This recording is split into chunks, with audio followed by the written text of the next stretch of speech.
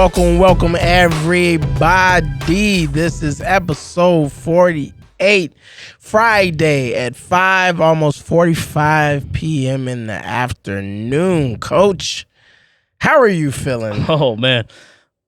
Right now, sick. Yeah. But overall, pretty decent. Besides last weekend, but yeah, that was fun. Yeah, last week was interesting. Last week. Yeah, we should probably talk about that. Yeah. It was a double B's, right? You had a bee sting and I had a birthday. Yeah. Our good friend Conrad here just found out he was allergic to bees in the worst way. Yes. Got a bee sting and ended up in the hospital. Yeah. Meanwhile, I was in the process of trying to figure out if I was going to do something for my 33rd birthday. But at the time, I was trying to connect with Conrad, and I just couldn't get a hold of him.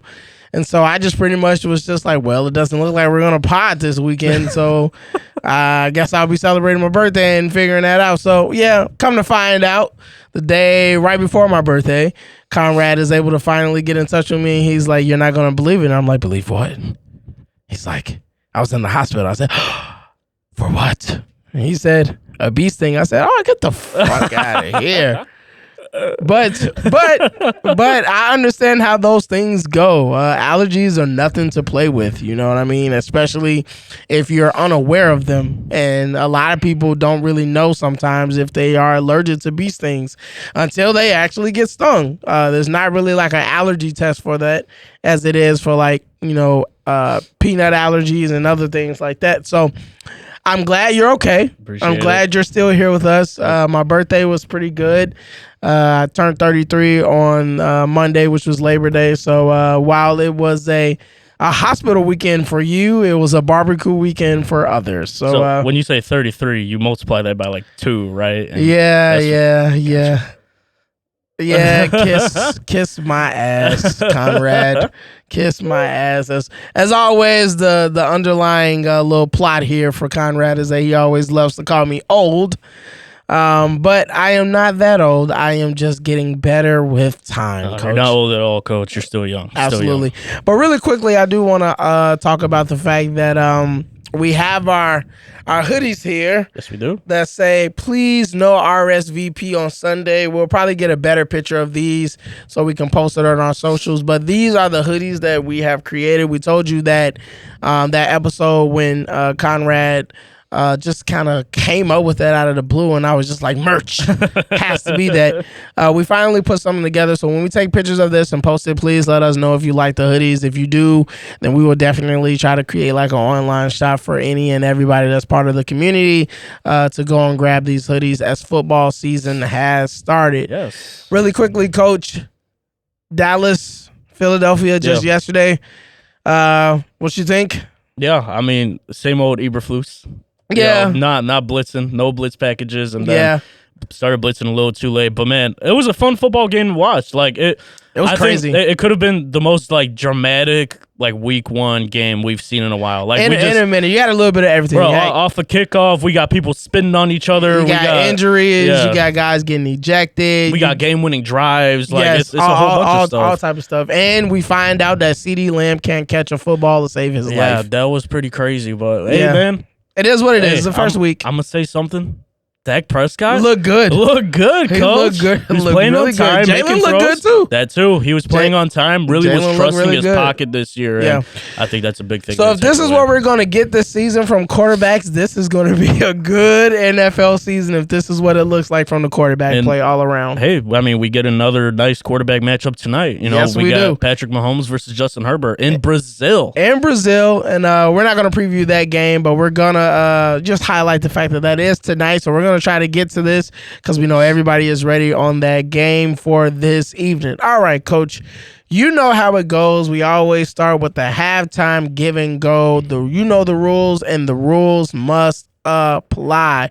I guess I'll still keep it in drive right now. Go for it, man. All right. To start off, the top is on me. Let's talk about Trey Hendrickson really quickly. I just wanted to mention with him that he got his deal.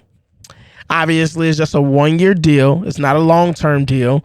It allows him to be an unrestricted free agent next offseason. I think for Cincinnati, this is maybe the best that they could have done right now. But I do feel that it's going to make it very difficult for them next offseason to have a chance of getting him back on their roster, which means there are going to be a lot of NFL teams opening up their salary caps to try to get Trey Hendrickson on their roster next season. So we'll see how that goes, but good for Trey Hendrickson to be locked in for this season. All right, still on me, Kenny Pickett, the former quarterback, Steelers quarterback, and obviously technically a Super Bowl champion because he was with the Philadelphia Eagles last season, which is crazy. But he's been traded to the Las Vegas Raiders, and we'll get into that more later as to how that can really implicate and really impact some people on the Cleveland Browns. But I hope Kenny Pickett can do well in Las Vegas as a backup quarterback, and hopefully he'll be able to learn under that system with Pete Carroll as well as Tom Brady being able to groom him as well. All right, Coach Adam Thielen, what do you got? He's been traded back home. What do you think of that? He's home. Honestly, a most-needed move for Minnesota. Jordan Addison is out for at least, I think, the first 4 games of the season. So, week 1, Monday Night Football in Chicago, not going to be playing. He's probably one of the best wide receiver 2s in the league at the moment. So they went ahead and made the transaction for Adam Thielen. I think it's a great move, bringing back a guy that already has some familiarity with Justin Jefferson and company. And I think it's going to show that it was a great move. He's still got some juice left in the tank, in my opinion. Totally agree. All right, Coach. The Bears finalized their roster. They have their 53-man roster. Do you think it's a good one, or do you think that they missed some opportunities on this roster? Yeah, I mean, there's definitely missed opportunities, I think, with trades that could have occurred and maybe should have occurred. But I do like some of the guys we got to see in the preseason make the roster, like Jahdae Walker. Absolutely balled out in training camp and balled out in those preseason games as well. Bears ultimately going with 3 quarterbacks. Austin Reed not making that roster. Yep. They've got the veteran in the QB room, and I think it's overall pretty deep roster. But we got to see if that will come to fruition. Absolutely. All right, and Coach, who do you have next on there? Rashee Rice is next up. The Kansas City Chiefs wide receiver 1 is suspended for the first 6 games of the season. Yeah. For speeding. I don't know. It just seems like a trend in the NFL right now. Yeah, man. These guys can't drive. No. I guess maybe they could drive because they're not crashing, but they're driving recklessly, and huge blow for them because we know how good of a receiver Rashee Rice is when he's on the field, but that's also something you got to take into consideration when making rosters. You got to have players that could stay on the field. Absolutely, and last but not least is back on me. To give respect to probably the greatest Rice to play in the NFL at the wide receiver position. Jerry Rice has technically officially retired. I had no idea that this entire time he was still actively able to join an NFL roster because he wasn't technically retired. That's crazy. Which is insane. But he recently retired, I think, on the 24th of this year. And so he signed a one-day contract with San Francisco to officially retire 49ers. So kudos to Jerry Rice. Kudos to your Hall of Fame career. And we will probably never see a wide receiver like you in our lifetime. All right, Coach, we want to remind everybody to always follow and subscribe to the Halftime Pod on YouTube. Please click that notification bell and like and comment and do everything else that you're doing, but never, ever, ever forget to click that bell so that way you're always notified of everything that we're doing, and subscribe to the channel so that way you can become part of this wonderful halftime community where you can always be updated by the best sports coverage on all digital platforms, as well as reminding everyone to follow both myself and Coach Conrad at Coach KDZ, and following me, Coach Malcolm, at Coach M_got it on all of our social platforms if you ever want to communicate and talk with us about anything halftime or basketball related. All right, Coach, you ready to play our game? Let's do it. All right. You know our game, ladies and gentlemen. It's who's cooking and who should stay the out the kitchen. Number one on Who's Cooking. I wanted to give some love to the NFL front offices prior to when the season started, and even still to now. A lot of them are just shaking and moving and grooving. They're signing guys, cutting guys, trading guys. I mean, it seems like for the most part, most organizations right now are not satisfied with what they have, and a lot of them are going about doing the due diligence to try to add pieces that they feel like can help them win games throughout the course of this season. And I am impressed by that. I enjoy that. I like that as a fan.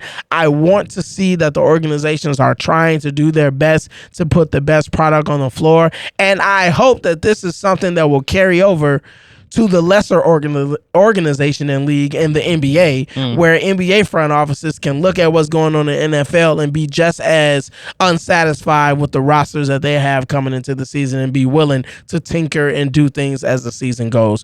What do you think of how the NFL front offices have been pretty much handling business all around the league so far? Yeah, I mean, I feel like we haven't seen an offseason like this in quite some time, where we just have major moves, and like the Philadelphia Eagles just lost. I believe they showed the stat like 12 guys on defense. Yeah, which is insane, you know. So it's crazy to see how they're still able to bounce back on Thursday Night Football, first day of the official NFL season starting, and still able to pull out a win. Yeah. And what first was a shootout, and then after the first half of football, pretty much. Yeah, and then after a weather stoppage, the defense really started to hone in there. But yeah, I mean, it's definitely exciting to see all these GMs finally like making these moves. Like we've been accustomed to just seeing kind of the more top teams trying to make the moves, and that's why they're the top teams every year. Like you've got the Baltimores, you've got the Kansas Cities, like you've got all these other teams that constantly are making moves every single year. And then you've got rosters like the Cleveland Browns, and you've got the Vegas Raiders now, right? And even this year, like they have been making more and more moves and trying. So that's encouraging to see. It puts the NFL in a good spot because it just brings a whole greater level of competitiveness, I think, between the organizations. Absolutely. All right, let's continue to move on to who else is cooking. I want to show a little bit of love back to the WNBA. We haven't talked about them in a minute, and I want to show a little love to the hometown hottie, Angel Reese for the Chicago Sky. She has been pretty much balling this entire season, averaging about 15 and 13.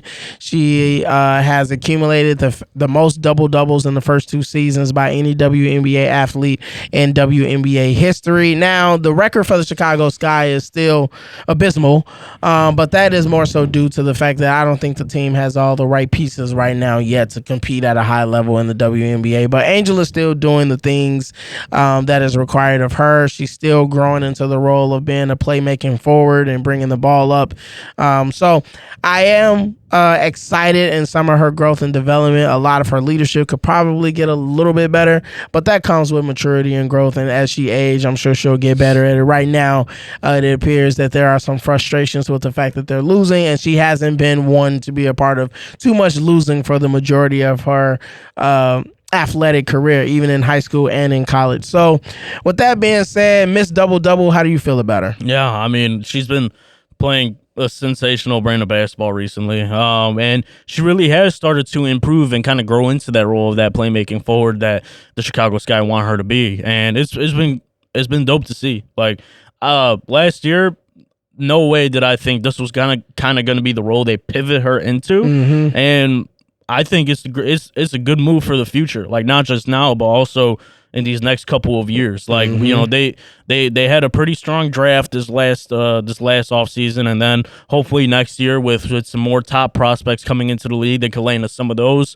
especially with their lesser record this year. The hope is that they could land some of those top prospects. So I mean, Chicago Sky basketball definitely trending upwards, although the record doesn't show that, but we see the core people, like the core players, really starting to grow together, especially Angel. Absolutely. All right, let's move on to our favorite part of the game, Coach, and that is who should be staying the out the kitchen. And I want to just get this right off the top. Coach Kevin Stefanski for the Cleveland Browns has no idea what he is doing in the quarterback room. Zero idea. Is it Joe Flacco? Is it Dylan Gabriel? At the time, it was also Kenny Pickett, but since they traded him, now it's just Shedeur Sanders, just those three. And prior to the Kenny Pickett trade, which we'll get into a little bit later, there was ideas that maybe one of the quarterbacks was going to leave, but then Andrew Berry kept coming out and saying, no, we're going to keep our 4 quarterbacks. And then it went from 4 quarterbacks to 3. So it seems like there's so much confusion about what to do at the quarterback position, even from the head coach, that is starting to make it seem, for me, it's very alarming, and it's starting to make it seem like nobody over there knows what they're doing, or there seems to be a tug and pull of so many different directions of where the quarterback position or who should be playing the quarterback position for the Cleveland Browns. From the head coach perspective, it looks like it could be Joe Flacco. From the owner perspective, it might be Dylan Gabriel because that's potentially the young quarterback that he wanted. And then from the GM perspective, it looks like Andrew Berry is kind of leaning with Shedeur. So I don't know what's going on there. It looks absolutely crazy. But for him to be the head coach, he looks like he absolutely has no idea what the hell he is doing. And so therefore, I feel like obviously because he's the head coach, he can't get out the kitchen.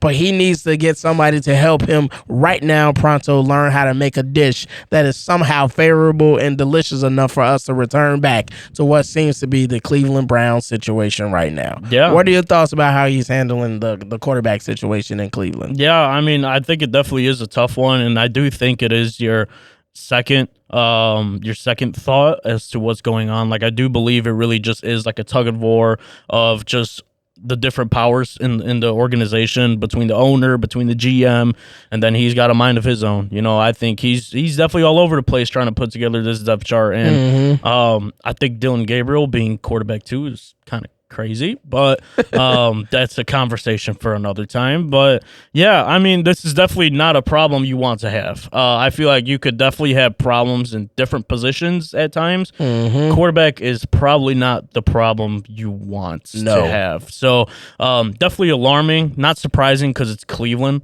Cleveland sucks. Cleveland doesn't win. I mean, like Joakim Noah said, who the heck's trying to go to Cleveland?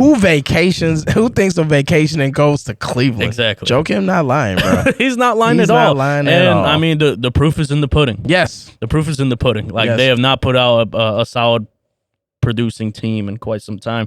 Although they did have their stint a couple of years ago when, you know, Myles Garrett was, of course, still doing what he's doing. Yeah. And Denzel Ward, that defense was flying all over the field. And the Guardians had like a season or two of looking like they had some promise. But and Kevin Stefanski was coach of the year at one point. So, I mean, I don't think it's necessarily the coach problem. I think it really is just everything going on in the organization is such. It's just full of confusion. Yes, it's just straight confusion. Yeah. All right, moving on to another entity that should be preparing themselves to get thrown out the house. And that is sports officials across all leagues, but specifically we're going to talk about the NFL and the NBA. Look, for the last, I would say 4 to 5 seasons, fans have been complaining immensely about the way games have been officiated and how referees have been fucking games up. For the love of God and for the love of all things athletic and sports related, for all of you officials, please stay the hell out the way of these games. Let the players decide. If it's not something that's completely egregious, hold your flag, hold your whistle.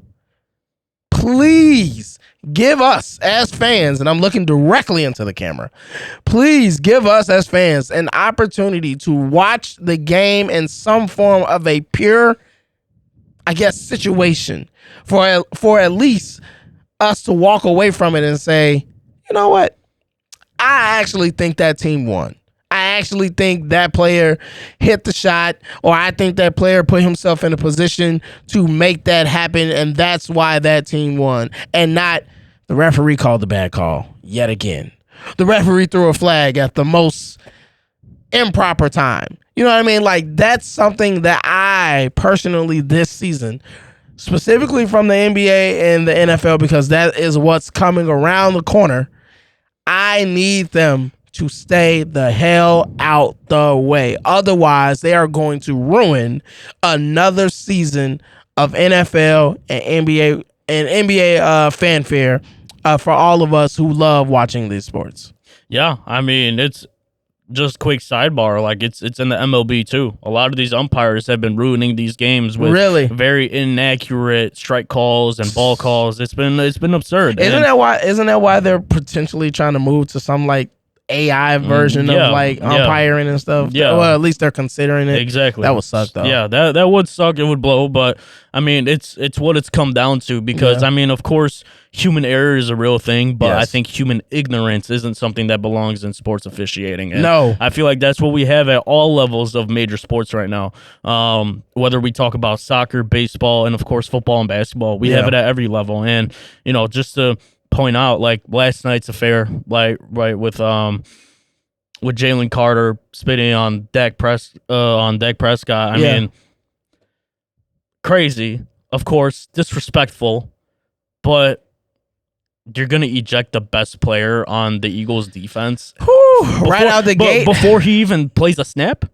You know what I mean? Like, so, like I saw the situation, and like I saw why Jalen Carter was upset. Like people were saying, "Oh, well, Dak spit first. Dak spit at the ground, then started walking up to Jalen, talking about whatever he was saying." Yeah, he was saying like, "Oh no, like." That was literally just me spitting on the ground, and then Jalen Carter spit right back at him. So, I mean... But he didn't spit in his face. He spit on his jersey. Yeah. Right? So, I mean, like, to some capacity, there's a little wiggle room. I mean, he didn't spit in his face. He spat on his jersey. So, I mean, it's still nasty. Still disgusting. Yeah. But... there's a 15-yard penalty that you can give for these type of situations. Ejecting him... I don't know if it was grounds to eject him in not even the first 2 minutes of a football game. He didn't play a snap. I would have personally gave the 15-yard penalty, let him know that he's pretty much on thin ice for the rest of this game. Anything else stupid, it would be ejected. He would be ejected. And then the NFL would have been left to do what they normally do, which is fine the hell out of guys for doing stupid stuff when winning the game, right? So you're right. In that moment, the officials became bigger than, I won't say bigger than what they needed to be, but they took it upon themselves to plant their flag right at the beginning of the game. And then for the rest of the game, they let guys fight, push each other, and all type of stuff. So it was just like, okay. Yeah, I mean, where is the line drawn on what is not acceptable, or what are the boundaries for where referees have to interfere and kind of put a grasp on the game? I don't know. Yeah. I guess that's something we'll watch for the rest of the season. Yeah, and I think also from the other side, it is important to note this is also week one for the officials. You know what I mean? And like it was such a high intensity, such just pure like aggressiveness towards like there was just so much hatred. It felt like between the two teams. And that was awesome. I like it. I feel like that put the refs in such a tough spot to officiate from the rest of the game because they already set that precedent before the first snap occurred, and they had the fight after the kickoff because the fullback got injured on the Eagles, and then that happens right after. Like, and then there was another fight. Emotions were high. I mean, like what do you do? Like, I get it to a certain extent, but at the same time, like maybe we're cherry picking here. Like maybe we are really just honing in on one situation, but the bigger problem is this is happening consistently at all levels of sports right now. And there's going to be somebody that absolutely says Jalen Carter should have been ejected because that was crazy. Sure, there's going to be people that say that, and I'm not necessarily disagreeing with that. Yeah. But I am saying that at some point, we didn't come to see the referees. Yeah, that's very and I true. want to make sure they understand that nobody paid to see the guys in stripes. Just saying. All right. Let's move on, Coach. That's been our game. Who's cooking and who should stay the fuck out the kitchen? Let's move on to our favorite halftime report. Oh, yeah. And right off the top, Coach, right off the top, let's get right into it. Probably, arguably, the guy that I really wanted for the Bears to go out and get and do their damnness to make it happen. Of course, just like in Ryan Poles fashion, he was asleep. Didn't get it. Or felt like we didn't need it, I guess. I don't know. There's not even a report that says we even tried to call to see if it could happen. Even the Philadelphia Eagles had the audacity to think that they could try to make a trade within division. And that is Micah Parsons being traded to the Green Bay Packers, of all places, right? So here we have this guy who was formerly teammates, one of our very own, I believe, is Jaquan Brisker at Penn State.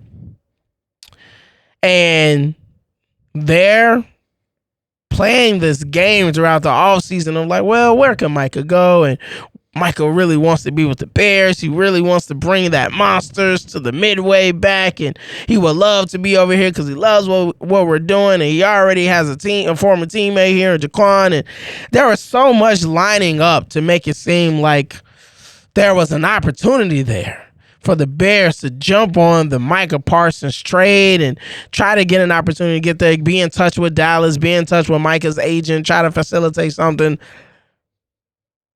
And we don't make that happen. And instead, we let our most, I guess, hated rival in our division land the guy that I have been saying we desperately need to solidify this defensive line.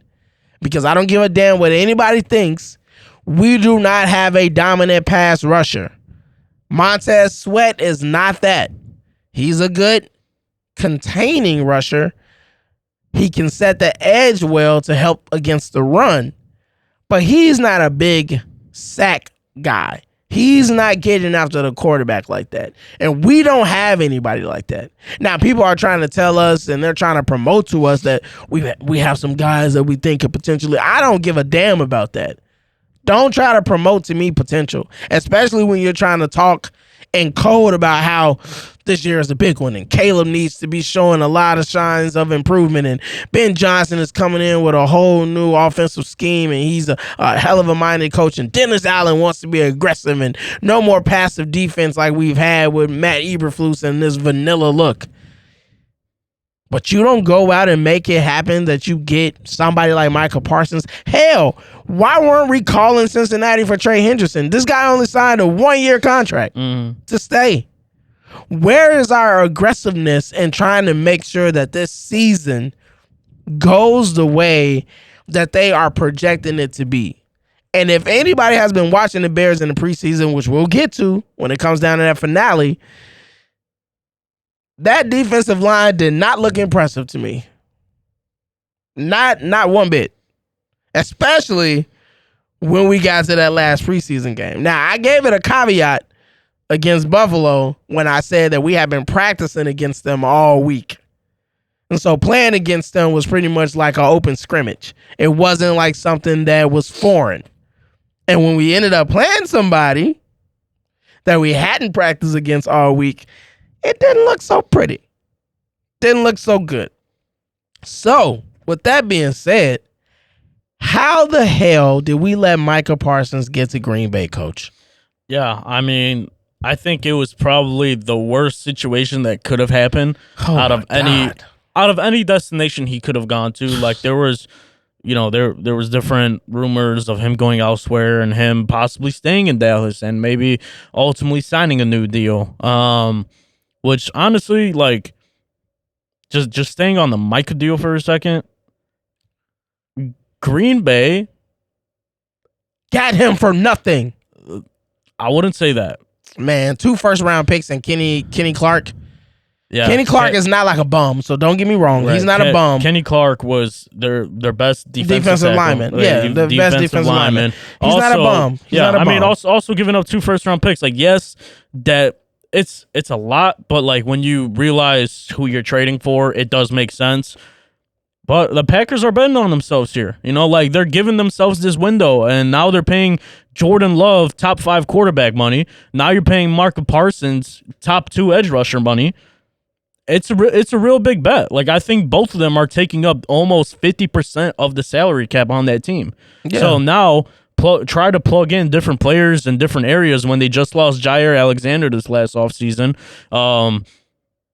You've got all the rookie wide receivers, right? I mean, you got Matthew Golden, like Josh Jacobs, and his contract, I believe, is coming to an end in the next year or two. Like, they're betting on now. And I got to see it to believe it, Coach. Like, I'm not a believer in this Green Bay team, not just speaking as a Chicago fan, but just from an NFL, just a football like analytical standpoint, like just watching them, how they played against San Francisco and how they played throughout the season when they did lose their games, I think there's still a lot of holes on that team that need to be plugged and filled. And I don't know if paying an edge rusher almost $50 million is that answer.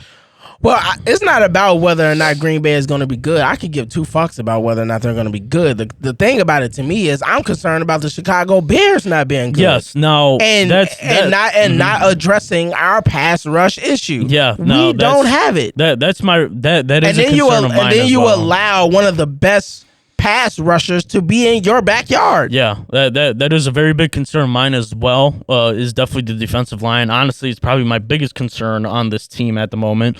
I don't think Dio is your answer. I think they're also concerned about what Dio has been doing in training camp. So, I mean, at the same time, when you look at it, two other teams in our division also passed up on Micah and let them into their backyard. Yes, we have this storied, historic rivalry with Green Bay, but Minnesota and Detroit are right there as well. Yeah, but they don't. Minnesota, they have a decent defensive line. So does Detroit. Green Bay needed the help on edge. They had the interior pretty good with Kenny Clark, but their pass rush was very bad too. What I'm saying is, though, you have two teams that are betting on young quarterbacks. Two teams that are betting on offensive-minded head coaches. Two teams that are betting on smart defensive coordinators that know how to use talent. Technically, three. I'm just speaking of the two teams that don't have good defensive lines and good.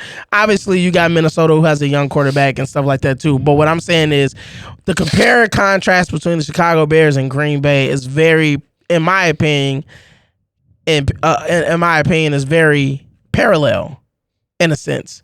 Now, we're not paying Caleb Williams as of yet, right? We're not paying him as of yet, but we will be. Mm-hmm. Maybe that's the reason you don't trade for Micah. Cool. I don't know, but say that. Where's the article? We gotten information about every single thing leading up to this trade about interest in Micah and Micah. It is all type of rumors, but we don't get any type of information that says that the Bears even tried to knock on the door to the Dallas Cowboys front office to say, hey, what could it potentially take? No information about that. No information about Trey Hendrickson. We can't even pick up Zadarius Smith. He's gone to the Philadelphia Eagles now on a 1-year deal. What the hell are we doing? I mean, I think it's also important to consider the salary cap situation that the Bears are now in after paying these players in the offseason. Going into the season, I mean, just the other day, we had to restructure Jalen Johnson's contract, which saved us $8 million in cap space. I saw that. Yeah. But, I mean, that could just literally be, I don't think that's for a signing. Like, running costs just to run an NFL program are about $6 to $7 million for the year. So, and they only had about $1 million left in salary cap to use for this year. So, maybe, like, that's the concern, is the hesitancy with how your salary cap would look, considering you just paid a Grady Jarrett for 3 years. You just paid Dio for 3 years. You just paid a lot of these guys Joe for 3 years. You paid Joe Thuney. That's what I mean. Like, something for John Jackson. Everybody's on a 3-year deal. Yeah. And, like, this is the window that they've set up for themselves until Caleb hits that extension, right? And I don't know. Like, that's... with Micah, if you were to make that trade, it doesn't make sense to make that trade unless you're going to sign him for the long term like Green Bay did. And I think you give up what you need to give up to make that deal done. There's nobody on this team in my mind outside of possibly the quarterback position and obviously the offensive line that we've put together. Outside of that, in my opinion, anybody is free game. Maybe it's up Jalen. Outside of that, you telling me Rome is more important than Micah? DJ Moore is more important than Micah? Tremaine Edmonds is more important than Micah? Jaquan is more important. There's nobody else outside of Caleb and the offensive line that we put together that I would say is more important than trying to get Micah Parsons on your edge. Yeah, I mean, here's what I think. I think ultimately what led them possibly to this non-deciding yes. of trying to go after Michael Parsons is the money. Yeah, that, but also, like, I think the Bears have been struggling with finding out who's that starting left tackle going to be. And I think in a trade to Dallas, who could definitely use a starting left tackle, they weren't confident that if they were to move Braxton Jones, that anybody could step up into that left tackle position and fill the need of their blindside blocker for Caleb. I think that was the big thing, because I think that is how you get the deal done. You have to throw in Braxton Jones and probably a boatload of picks and probably somebody that's got somewhat of a contract to trade in order to make the money make sense for Micah. So, I mean, I hate that he's in Green Bay. Like, of course I do. I'm gonna hate seeing them twice a year. Yep. It's gonna suck. I know the Bears are not excited for that. I know Caleb's not excited for that, but it is what it is at this point. It is what it is, and you got to look at the long-term overall scope that they are trying to implement. Well, long-term, get us a goddamn edge rusher, Ryan Poles. Figure that out. Yeah. I don't care how you figure it out, but figure it out. Because this defensive line that we have is not going to give the pressure that is going to be required to beat a lot of great quarterbacks in the NFL this season. And what I foresee is a lot of blitzing that we're going to have to do in order to put pressure on the quarterback. And that does not bode well for the passing game. I mean, we'll see. Like, we know that is Dennis Allen's scheme. He's one of the top blitzers and coordinators in the league. But it helps when you got a 4-man rush that can also help you with of course, you gotta generate as many one-on-ones as possible. Yes. All right, let's move on to the next topic in the halftime report, and that is Kenny Pickett, the former Cleveland Brown quarterback who is now the Las Vegas quarterback, who was traded. And I guess for me, what this means, in my opinion, is that there is a slight chance that Shador's time could be on the horizon.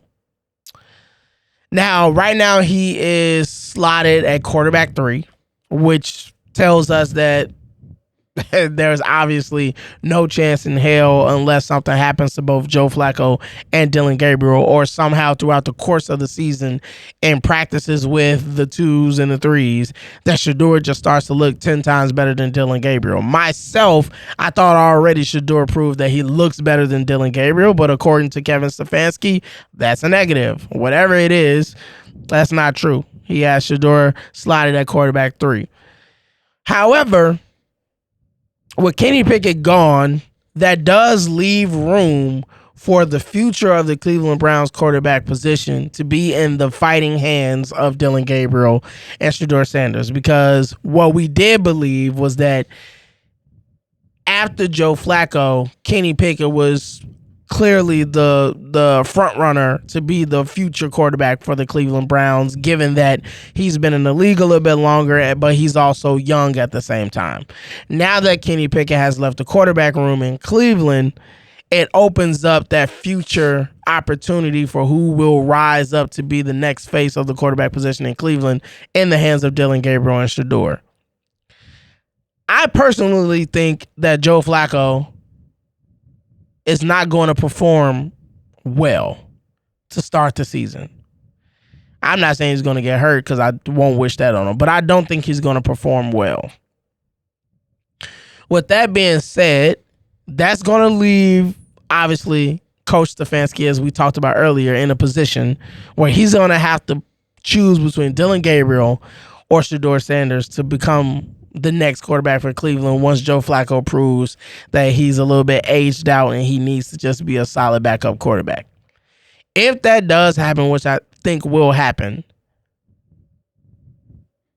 I don't see how there's any way in hell that you choose Dillon Gabriel over Shador Sanders to slot in replacing Joe Flacco. So I think with the Kenny Pickett trade, that is signifying that Shador is not off the radar for potentially becoming the Cleveland Browns quarterback. What are your thoughts on that? Yeah, I mean, I'm definitely with you on this trade, definitely putting Shador on the radar, because I do believe before this trade, he was completely off it. Like, there was no chance, unless some freak accident were to happen and he instantaneously becomes quarterback 1, that he would even see the field this year unless it was a big blowout. And at that point, Dylan Gabriel's going to see the field. Mm-hmm. So, I mean, yeah, I think maybe this is kind of not a bet, but in a way just seeing how Shedeur performed in training camp, see how he interacted with other players, seeing how he held himself during press conferences and on the field, off the field. And maybe they like what they saw. Like, maybe they truly did like some of it. Is it they or GM Andrew Berry? See, that's what I don't know. It probably is. It probably is. And that's definitely who's chirping down, Kevin Stefanski's ear that, all right, we got to get this kid some reps in. Like, from what I've heard, that Shedeur hasn't even taken many reps with the ones at all. I'm pretty sure he was just with the 2s and the 3s for the entirety of training camp. And the last game they played, they had him out there with an offensive line that all got cut. Yeah, which, granted, being quarterback 3 on the roster and playing in the preseason game, usually those guys don't make the roster unless you just have an insanely deep O-line room. So, like, at the same time, like, I get it. Like, I get that argument too, but I don't know. I think it's a weird situation to be in if you're Kevin Stefanski, because like we mentioned earlier, you've definitely got the devil on one shoulder, you got the angel on the other. Maybe it's 2 angels, and you got to decide which one do you think ultimately will be best. And do we know what direction that is for now? I mean, yeah, I think his decision was Dylan Gabriel at quarterback too. But so my question for you is: do you think Dylan Gabriel outperformed Shedeur through the course of from what we were hearing in training camp and what we saw in the preseason? No.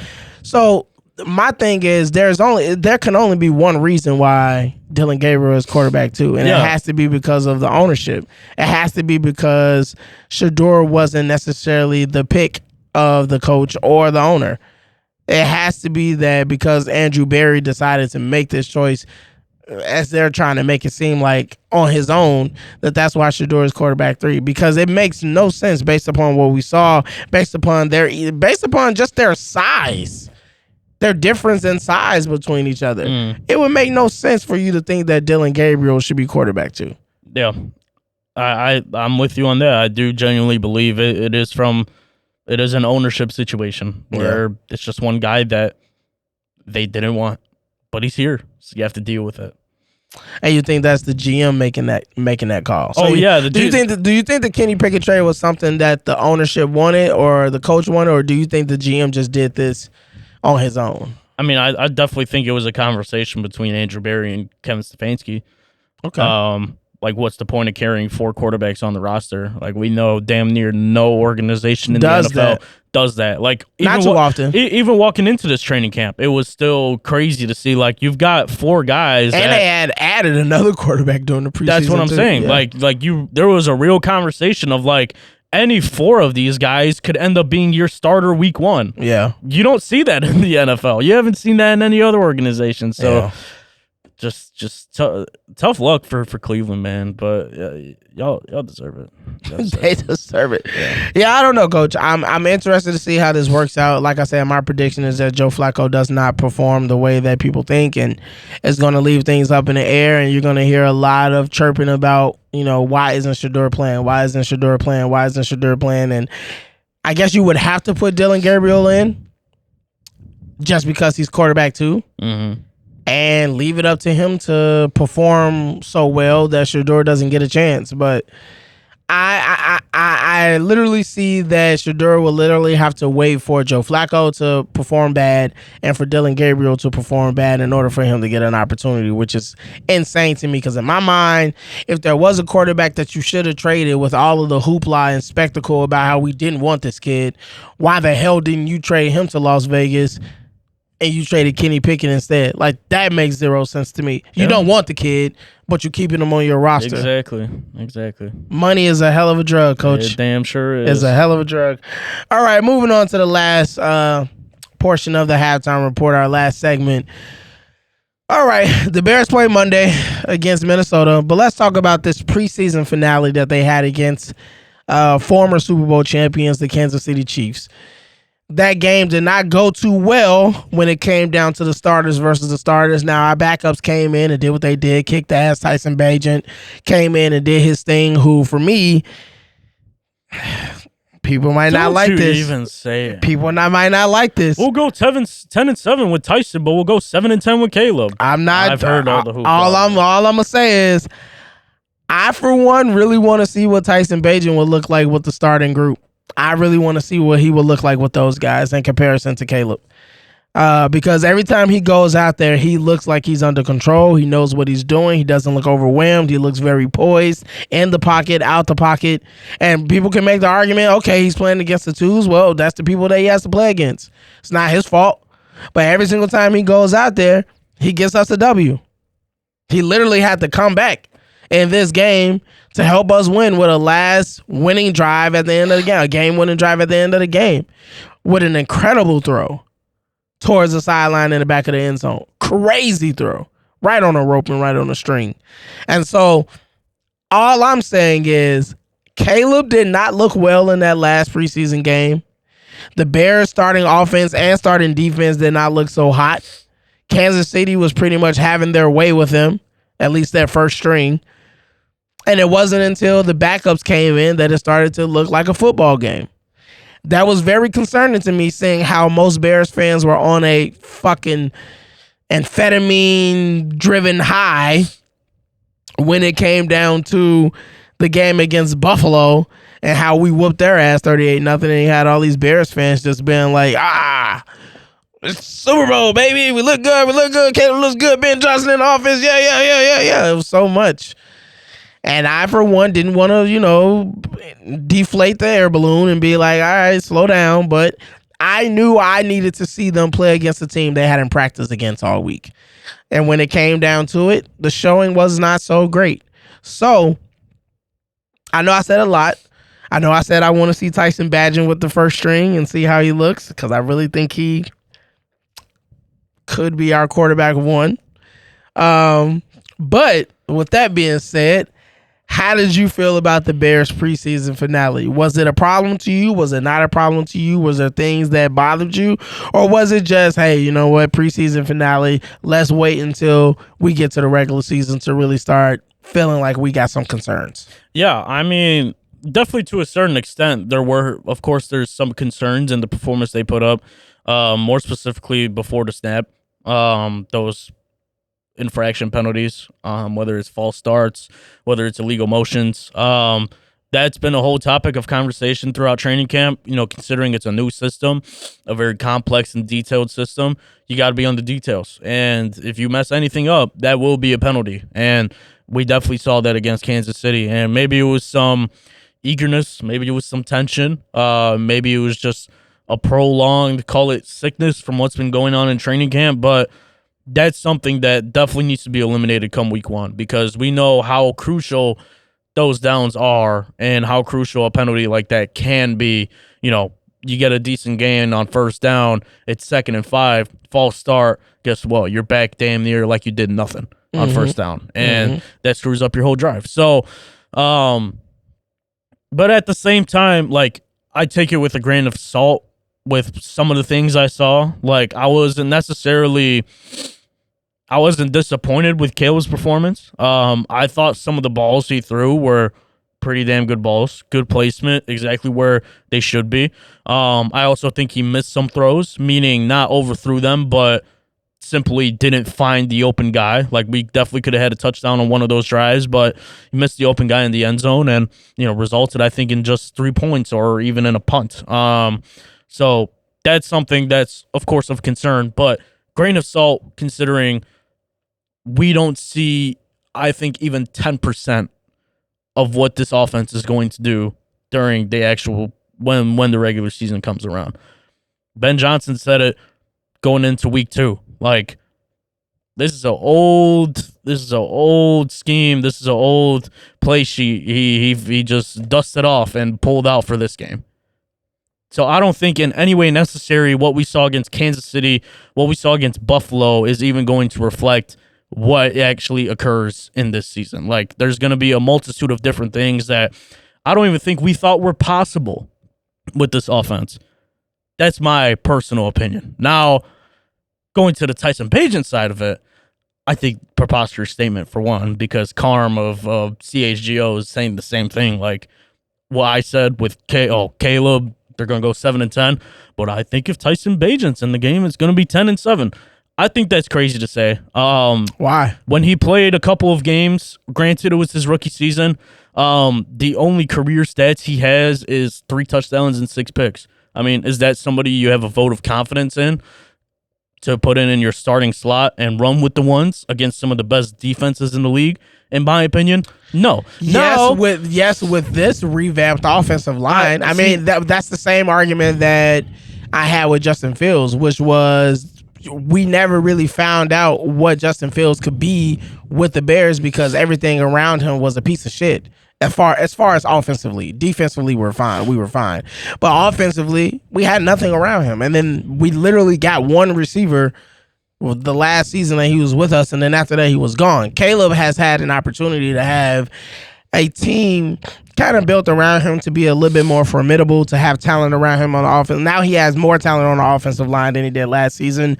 He has more weapons and different things like that. So Caleb has an opportunity to be able to excel way more than Justin or anybody else. But the thing about it, though, is what Carm and many other people will be saying in our viewing of this is just that if Tyson is able to do what he's doing with the lesser talent, with the second string, then we can make an argument that based upon how he was performing in the preseason, that with the first string, he might look spectacular.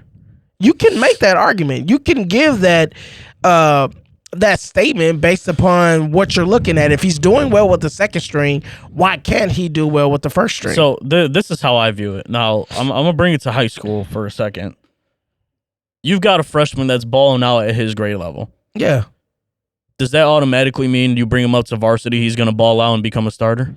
No, that's not necessarily the case. My point. But I don't think that's symmetrical. I don't think that's a symmetrical thing between Caleb and Tyson because the argument is they're both 2-year players. Tyson was a rookie last year. No, he was a rookie when Justin Fields. Last season. He's got a year on Caleb. So he got a year on Caleb. Okay, so Tyson has a year on Caleb, just one. But they're both still learning a whole new system at the same time. Yeah, that's correct. So if one of them is looking more poised and polished, learning the same system at the same time, that doesn't say anything to you? Yeah, I don't know. I think if we're going to just not credit what the first team is able to do in preseason because it's preseason, I believe we should be able to do the same with the twos because they're running against the twos. So wait, so you're saying if I'm able to say that Caleb looks bad against the first string, then Tyson looking good against the second string should also mean nothing too? Because it's preseason. Okay. That's why I said I want to see him with the first string. Because I can see that being your base argument as well. And I can say, fine, I'm not arguing against that. But what I am saying is I've seen enough from Caleb in both games where I'm just like, okay, you look good against the team you practice against all week. But when you have to all right, let's stop saying this all week stuff because they practice for one day. Okay, one day you had an opportunity. 1 day for 2 hours. That's fine. You had an opportunity to see them before. You didn't have an opportunity to see Kansas City before. So you got a chance. Right, okay, yeah. I agree with you on that. Yeah. But I also look at the Buffalo game, and I also don't credit the offense so much how people were on Twitter and on X because the defense played great. No, I'm saying the Buffalo defense didn't even have all of their ones in. Like that's the lens I'm looking at it from. Like, okay, this offense hasn't proved to me enough against a full set of starters. We'll keep that perspective. Since Buffalo didn't even have all of their first string in, and we look good against half first string and half didn't, and then we played a full first string against Kansas City and we didn't look good at all. Doesn't that alarm you? But it's not like we didn't look good at all. There was mishaps in pre-snap. There were missed touchdown throws, but there were also great completions, explosive games. So let me ask you this. The score was about 10. I think the score was like 10-3. No, I think it was 17-3, I believe. Yeah. Well, by the time all the first string got out, 10-3. I think it was like 10-3 or 13-3, somewhere along that lines. I don't think the game was that out of hand, but it was like 10-3, 13-3. Let's say that the first string stayed in the whole game. Based upon that projection, we're losing the game. Based upon where that was, 13-3, there's a chance we lose that game. So with that being said, does that still not alarm you? No. Again, because it's preseason. And what I don't necessarily think it's me being like, oh, like Caleb is this much better than Tyson, which I do believe, but I know you believe that. But like my whole thing is like we haven't seen an ounce of what Ben Johnson's gonna do this year. That's my thing. No. We haven't. But even with the little bit that we've seen him try to do, him saying he dusted off an old playbook and still there was struggle with it from one quarterback, but there wasn't struggle with it from another quarterback. To me, that's problematic. Yeah, but you're also playing two completely different skill levels. Like, that's also important to know. Okay, well, let's not act like, okay, I get it. There's a first string and second string. No, let's be real. The NFL rosters go from 90 to 53. How many of those second and third stringers that Tyson Bagent was playing actually made the roster? Guarantee you, most of that 11 that was on the field at the end of the game probably didn't make the roster. I don't know that for sure. I would have to look at who was out there playing the field. But what I'm saying is, let's not pretend like the second string guys are so far off from the first string. Like, I get it. The starters are the starters for a reason. But those second string guys are not that goddamn bad. It's not like it's the third string guy. It's not like Tyson Bagent is quarterback 3 and he's out there playing against the third string cornerbacks and defensive linemen. Like, he's still playing against decent guys that are expected to back up first string guys, even expected to be a part of nickel coverages, dime coverages, and secondary packages and things like that. They're a part of that rotation, especially across that defensive line when guys need rest and stuff like that. That's who Tyson Bagent is playing against, guys that will actually most likely make rosters and see the field. With that being said, what I'm saying is just based upon his play, he looked way more poised. He looked better than Caleb throughout the preseason. Whether people want to accept that or not is up to them, and obviously up to you too. But what I'm saying is he did look better. His numbers even look better. I don't think you could say in the Buffalo game that Tyson Bagent looked better than Caleb Williams. How did he not? I don't think you can. Okay, well, I don't think. Okay, well, he definitely looked better than him in the Kansas City game. Of course he did, but so did the entire offense. Because again, entire offense looked better with him in the Kansas City game. The entire offense did not look great with Caleb in the Kansas City game. That's what I'm saying. Yeah, the entire offense, which includes, like, there's no. Like, we're saying as if like Tyson was playing with DJ Moore and Rome Odunze. But what I'm saying is, what do you think he would look like if he was? I don't think much. Yeah, I'd see. That's what. Okay. Here's the thing. That's where you. No, because you tripping now, bro. We're talking about Caleb Williams as if he's like this gone commodity that has no value at the thrift store. This bro won the goddamn Heisman, bro. What? Like, Matt Leinart did too, and he was ass. Okay, great, but look where we are right now. Like, he's going into his second year. The amount of spotlight this kid has had is preposterous. Like, to say that a backup quarterback could step into his role and play way better than him, there is no proof of that. Tyson Bagent didn't show any of that throughout his whole football career. He showed that in the preseason that he's played better than Caleb. Hold on, what season? In this season. What season? This season. The preseason. Right. Not the actual season. When game matters. He hasn't. Right? Because let's think about it. Okay. The past, 3 years, the Bears have gone undefeated in the preseason. How great have we been? So the preseason matters so much now on how people are performing? No. It's not, but it's not blanketed in such that qualifying. It's blanketed, or it's not blanketed in that way. It's blanketed in the fact that when you're just evaluating Tyson, right? This is not a discussion of whether the Bears are going to be better based upon what happened in preseason. Right now, we're just locking in on Tyson himself. And all we're saying is people who are saying what I'm saying and seeing what I'm seeing, we're saying, look at this kid and look what he did during preseason. It was from week 1 all the way to week 3. He was doing his job. That's how he earned his contract. He earned his contract based upon his preseason play. That deal was not given to him until week 3. until the end of preseason. Right. So now, so what I'm saying is, clearly, people in the Bears organization saw that and said, yeah.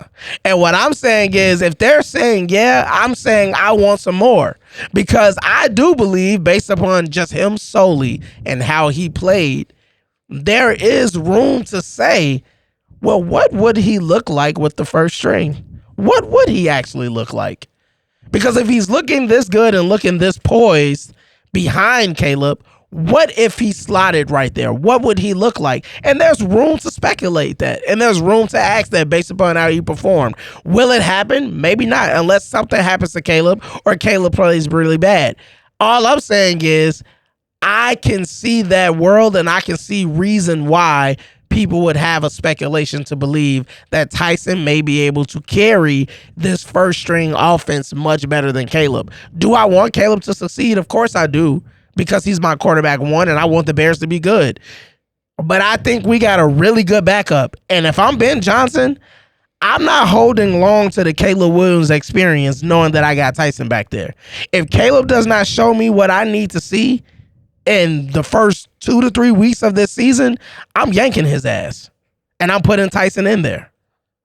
And this is why Bears fans are labeled as some of the most annoying fans on X, because we just say the most outlandish stuff possible. That's not outlandish. It's absolutely outlandish. Bruh. We don't have time. We don't have much time. We don't have time. Yeah, because this window to win is short, right? We got to pay Caleb at some point.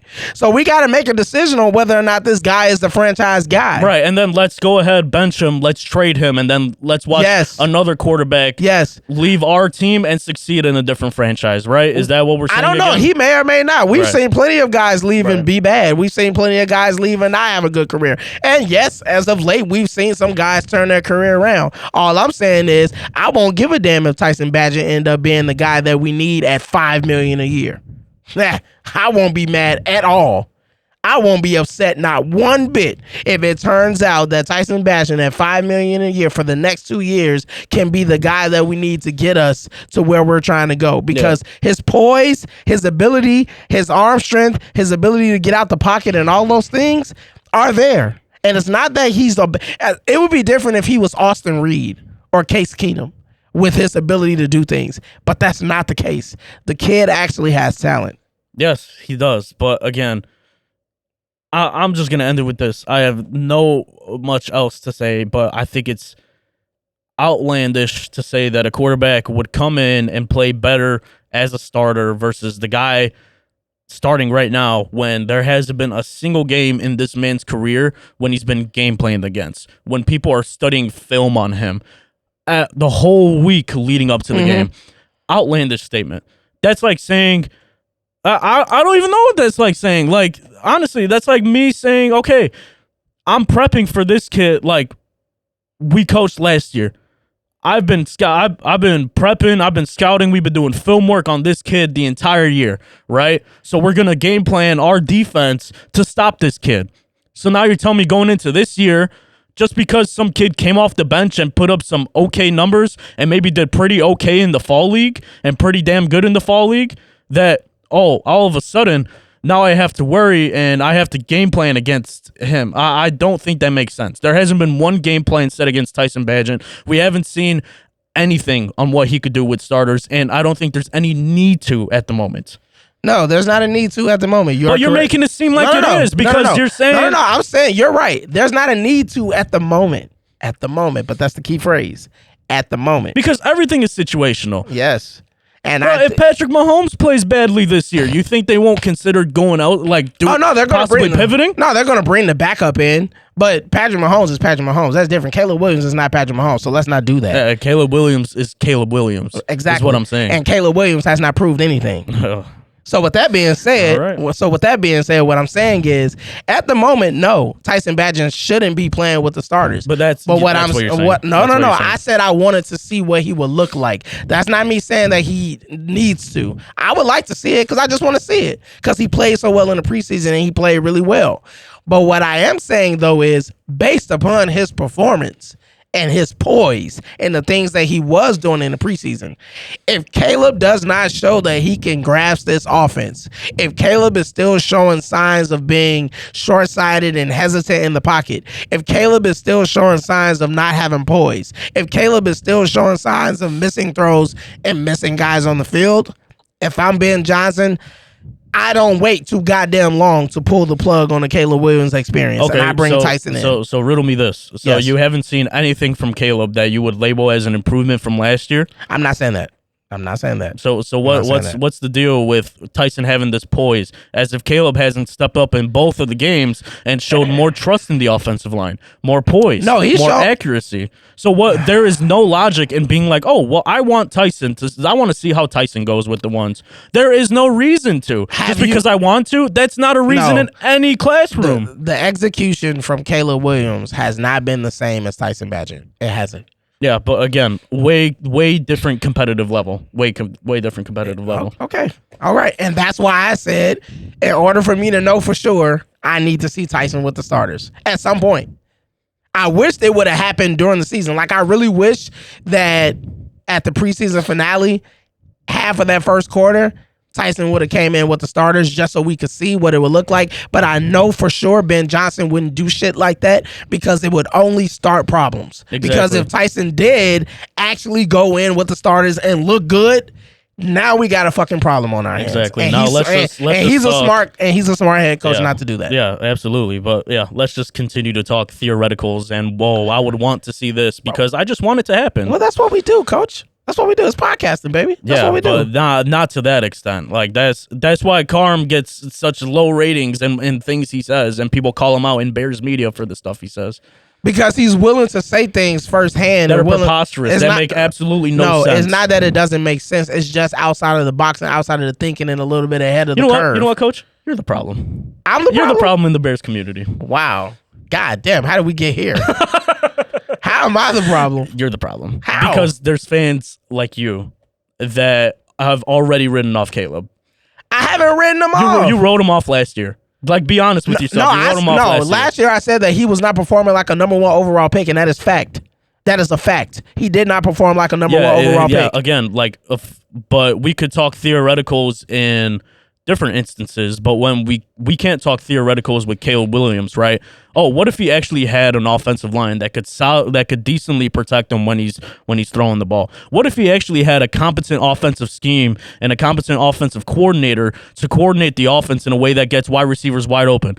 I don't know about you. I hope we're watching the same game, but I saw wide receivers so much more open this preseason than I think I've ever seen watching Bears football. Yeah, and Conrad, and when I said the same thing about Justin Fields, the entire Bears community said the people who were following Justin Fields and wanted to keep Justin Fields were absolutely preposterous and dumb and thinking that theoretically, if Justin would have had all of these things that Caleb had, that he would be a better quarterback too, right? But now that I won't give this so-called theoretical proposal to Caleb, now it's problematic. No. Ultimately, at the end of the day, the facts are this. Justin had nothing. Caleb has what he has, right? So now we're on the Caleb train. I want to see Caleb do well. But what I am saying is I saw Tyson Bagent play well the entire preseason. He looked good the entire time. Every single time he got on the field, he looked great. Whether people want to say it or not, I'm saying it. And Carmen's saying it. So you're saying flawless performance. He had great performances week 1 to week 3. Just not true. He almost threw a couple of picks in that Kansas City game. Almost. Did it happen? Because the second string defense dropped the pick. Did it happen? My point is proven because the second string defense dropped the pick, and Trent McDuffie is not dropping that pick. All right, well we're gonna see exactly what the Chicago Bears look like on Monday when they play the Minnesota Vikings week 1 against play Minnesota week 1, and we're gonna find out just how much this new offense from the Chicago Bears and Caleb Williams has adjusted and what this new playbook is gonna look like and how well Caleb Williams is gonna perform. But I'm gonna hold your feet to the fire, Coach, because if he doesn't perform well, I don't want you coming here on this soapbox being like, well, it's week 1, and so we have to give them time. I'm not going to let you do that shit.